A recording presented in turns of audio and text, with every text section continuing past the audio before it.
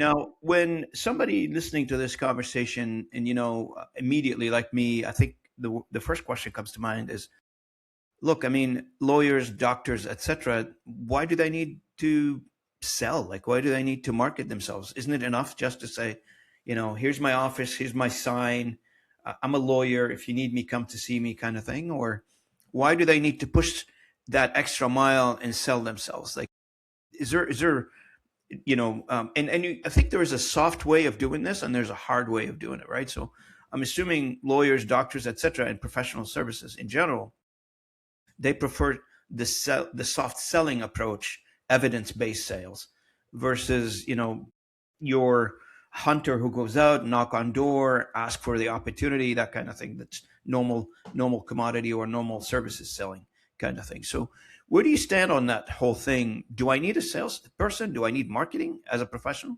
I thought it's enough just to hang a sign up there. It can be if you've got a really, really good network already and you've come from a really strong base, but the majority of people haven't, and there's a lot of competition out there. Okay. And so there are very few and far between professionals who can just do it without marketing or without doing some sort of business development at all.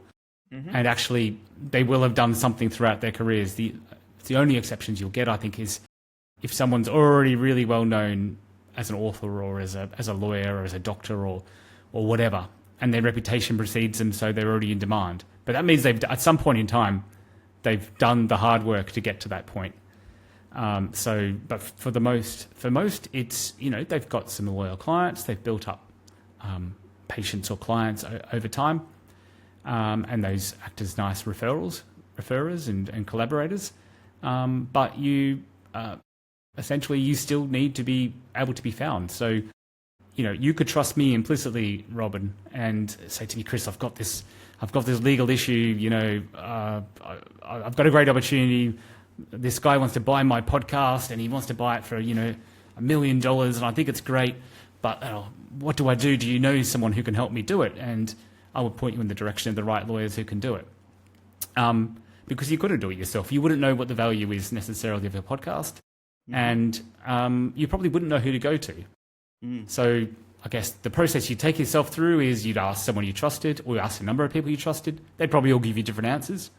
I might say go to Joe, and someone else would say go to Joette or whatever. So you would have those choices, and then you have to go and do your due diligence to work out who you're going to go with. And you want to go to someone who's really credible, who knows what they're talking about, and that's going to get you the best deal and advocate for you.